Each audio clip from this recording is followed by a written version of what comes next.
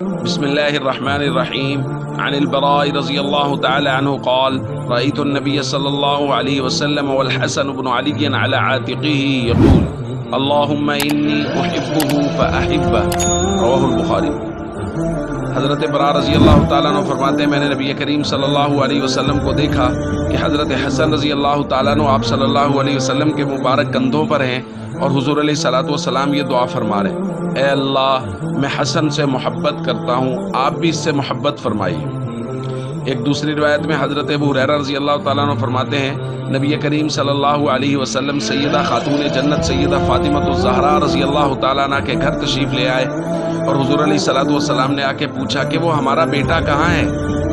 حضرت حسن رضی اللہ تعالیٰ عنہ دوڑتے ہوئے تشریف لائے اور حضور علیہ الصلوۃ والسلام سے گویا لپٹ گئے، اور حضور علیہ الصلوۃ والسلام حضرت حسن سے محبت بھی فرما رہے ہیں اور ساتھ ساتھ یہ دعا فرما رہے ہیں: اللہم احببہ واحب من یحبہ۔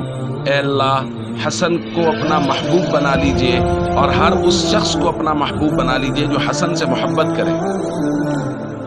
دوستو، اللہ کا محبوب بننے کا آسان نسخہ یہ ہے کہ حضرت حسن رضی اللہ تعالیٰ عنہ سے ہم محبت شروع کر دیں۔ حضرت حسن رضی اللہ تعالیٰ عنہ سے جو شخص کامل محبت کرے گا، اس کے لیے اللہ کے نبی صلی اللہ علیہ وسلم کی دعا ہے کہ اللہ پاک اسے اپنا محبوب بنا لیجئے۔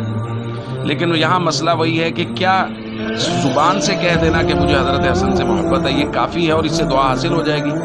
نہیں دوستو، محبت ہمیشہ یاد رکھیے گا کہ محبت اپنا اثر رکھتی ہے۔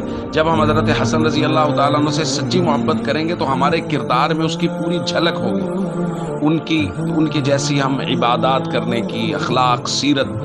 تو حضرت حسن رضی اللہ تعالیٰ عنہ سے محبت کریں اور اس کا اثر ہماری طبیعتوں پہ یہ ہوگا کہ ہم نماز کے پابند ہوں گے، ہم قرآن کی تلاوت کے پابند ہوں گے، ہم با اخلاق ہوں گے، لوگوں کے ساتھ محبت سے پیش آئیں گے۔